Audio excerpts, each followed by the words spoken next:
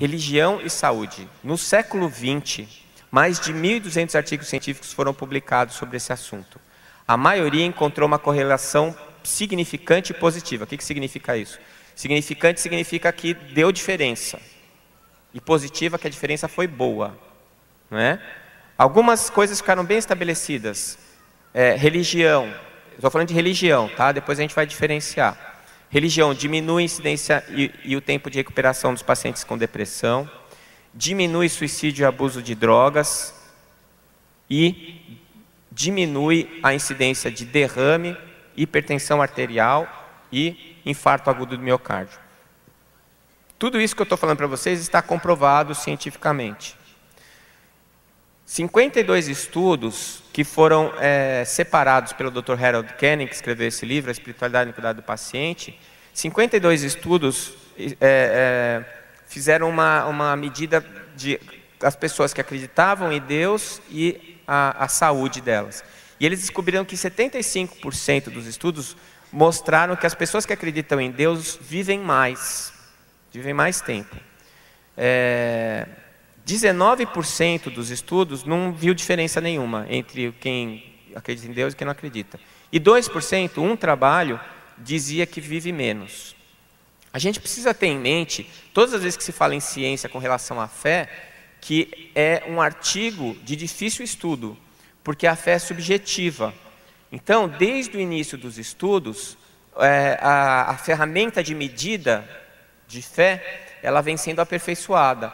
A primeira ferramenta utilizada pelos pesquisadores era a religião. Então, como é que eles faziam a pesquisa? Você acredita em Deus? Acredito. Você frequenta alguma religião? Frequento. Quantas vezes por semana? Você reza? As medidas eram essas, né? E aí, você não conhece aquele cara que se diz espírita, que na religião católica tem o Papa Hóstia? No espiritismo tem o Papa Passe. Ele vai lá, dorme a palestra inteira, aí acorda, toma o passe, vai para casa. Nunca leu nada, não quer saber. Na hora do evangelho ele está vendo o jogo, fala assim, amanhã eu faço, semana que vem. Né? Esse daí é aquele que tem a fé extrínseca. Aquilo não está fazendo nada dentro dele, não tem diferença nenhuma. E às vezes você tem pessoas que não frequentam nenhuma religião, não vão em nenhum templo, não frequentam nada, mas medita todos os dias sobre a caridade, sobre o amor, sobre como elas foram, o que elas fizeram. E essas pessoas são mais cristãs, às vezes, que a que usam a camiseta, sou cristão. Ou que tem um adesivo no carro, leia Kardec. Ele nunca leu, mas o adesivo está lá. Né? Então a gente tem que parar para ver que é difícil você medir isso. Hoje em dia, eles evoluíram muito com esses instrumentos de medição. Então, a religiosidade intrínseca e extrínseca, ela já pode ser medida através de alguns questionários. As características da sua religião. O que a tua religião prega? Em que você acredita? Por exemplo, aquele padre. Né? Eu nem contei o final da história. Ele me contou todo angustiado aquilo. Eu falei assim, mas padre, o senhor é que tem que me dizer quem é Deus. E ele falou assim, Deus é o Criador de tudo que existe, infinitamente bom e justo. Eu falei, padre, eu que não sou Deus, eu nunca mandaria o senhor para o inferno, o senhor acha que Deus vai mandar? Aí ele parou, olhou para minha cara e deu um sorriso. Né? E eu acho que eu ajudei ele naquele momento, a papel terapêutico, olhando o ser transdimensional. Né? Quer dizer, ele estava com medo de um Deus que na verdade nem ele acreditava. Mas aquele medo estava trazendo angústia, porque na hora que você está na beira para pular, você para pensar, né? Você fala assim, será que eu vou pular? Imagina, no momento que você vai desencarnar, que você está vendo que você vai desencarnar, deve dar um friozinho na barriga, fala assim, espero que Kardec esteja certo. Né? Acho que é a última coisa que a gente pensa antes de desencarnar. Né? Que o André Luiz esteja lá para me receber, pelo amor de Deus. Né? É assim. Então, esses são dois fatores importantes. E uma coisa que tem decididamente um fator muito positivo na saúde é que os grupos religiosos eles geram um apoio social. Então você tem um grupo que se associa a você pela crença, por aquela religião, e quando você adoece, quando você passa por alguma dificuldade, você acaba recebendo esse apoio social, e isso é gerador de saúde também. Ele identificou 13 estudos que foram os melhores estudos, e ele encontrou esses dados aqui, que são boas notícias para nós. Primeiro, os religiosos vivem cerca de 7 anos a mais. Então, se você é espírita e sua esposa ou seu marido não é, você fala assim, se eu fosse você, eu começava a ler o Evangelho. 7 anos não é pouco, veja bem. Você já toma cerveja, está com aquele barrigão enorme, pelo menos faz o Evangelho, já vai ajudar. Porque aqui não tem nada dizendo da cerveja, mas fala do Evangelho. Utilizam 56% menos os serviços de saúde. Gente, essa é uma notícia boa para os planos de saúde. Tem muito plano de saúde que já está pensando em planejamento de ação preventiva, incentivando a espiritualidade. Porque sabe que diminui o uso do plano de saúde. Vocês acham que estou brincando? É verdade. É verdade. Reduzem mais de 6 dias por ano o tempo de internação. Olha que maravilha, a Unimed adorou isso. Se eu interno meu paciente, ele acredita em Deus, ele economiza 6 dias por ano de internação para mim. Vamos fazer ele rezar. Vamos distribuir o Evangelho Unimed. Aliás, é uma boa notícia, a gente pode conseguir patrocínio para os congressos espíritas, dos planos de saúde. É só mostrar essa estatística aí. Porque as pessoas religiosas vivem mais tempo e têm mais saúde do que as que não acreditam em nada, né? Por quê? Aí é que a porca torce o rabo, né? Quais são os mecanismos que fazem com que as pessoas que acreditam em Deus adoeçam menos? Aí, para a gente explicar isso, a gente precisa entender esses mecanismos fisiológicos transdimensionais. A relação entre o corpo biológico e o duplo etérico, a relação entre o duplo etérico e o perispírito, a relação entre o perispírito e a alma. Como é que a alma impacta no corpo físico? Como é que a experiência do corpo físico impacta na alma? Tudo isso são coisas que o Espiritismo já nos traz muita informação, mas que a medicina está engatinhando ainda. Então tem uma nova disciplina chamada psiconeuroimunologia, que já está pensando nisso. Eles estão falando isso, quer dizer, se a pessoa tem um estado psicológico de saúde, ela acaba gerando imunidade melhor, acaba tendo mais saúde. A física quântica e a biologia, a última vez que eu estive aqui falei sobre física quântica, desceram o sarrafo em mim, escreveram um artigo lá que acabaram comigo e eu fiquei todo feliz, né? Porque alguém ouviu o que eu falei, se incomodou em escrever um artigo, já está bom para mim, né? Porque eu não venho trazer a opinião do Espiritismo, eu venho trazer a minha contribuição, que é bem pequena e com certeza incorreta, mas que se servir de reflexão já está valendo, né? Já está bom. Mas quanto mais eu leio, menos eu concordo com o meu crítico. Por quê? Porque eu li o que ele escreveu, apesar de ele não ter visto a minha palestra. Ele falou que alguém contou para ele que eu falei.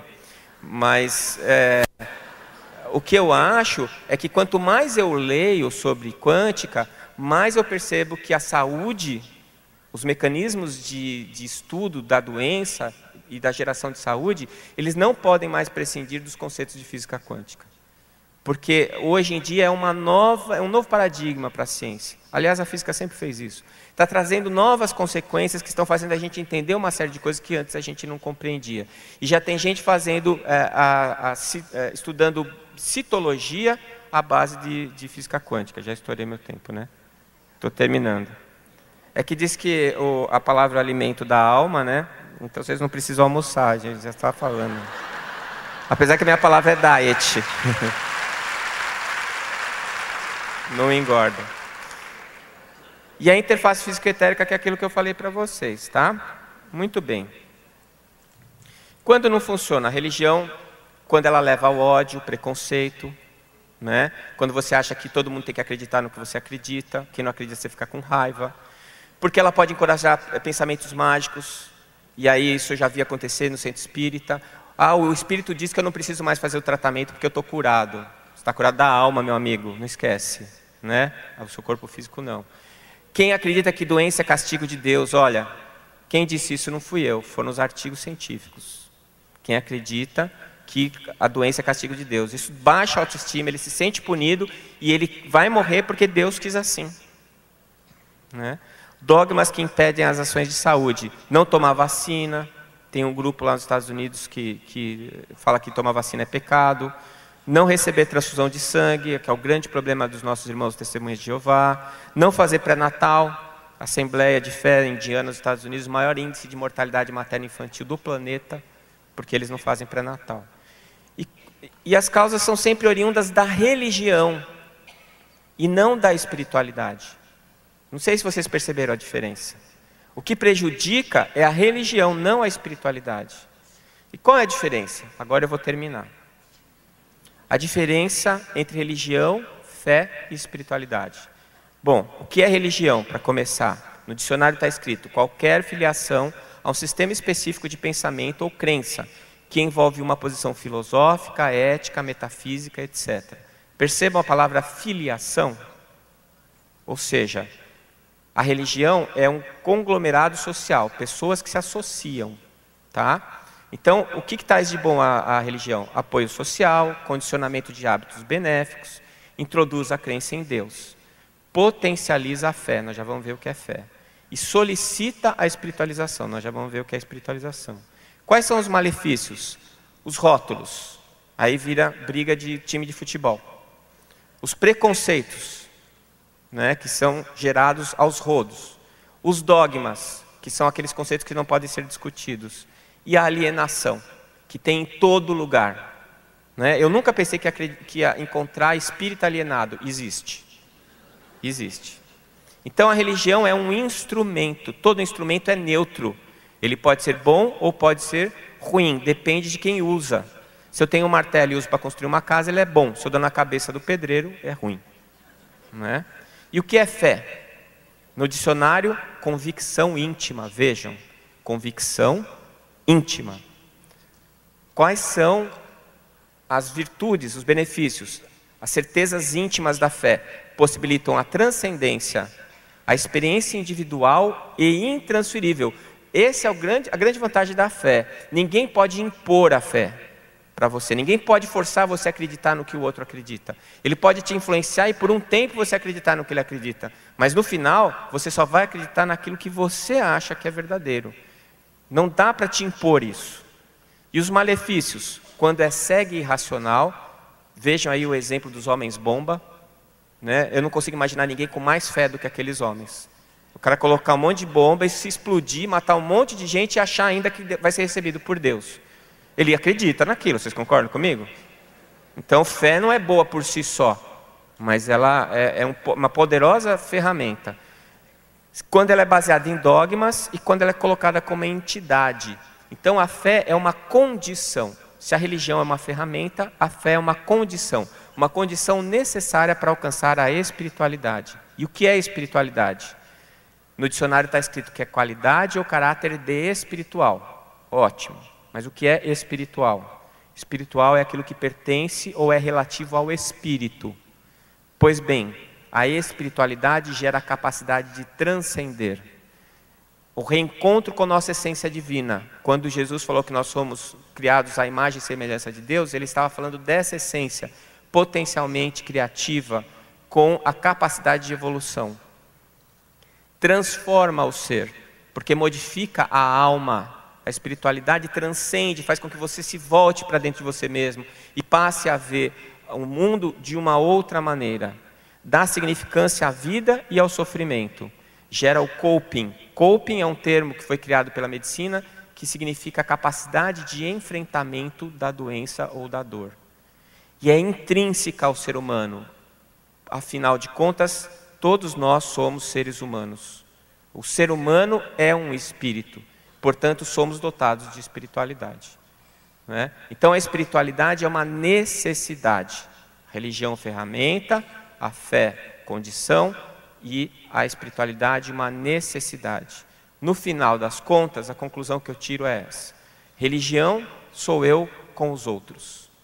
A fé sou eu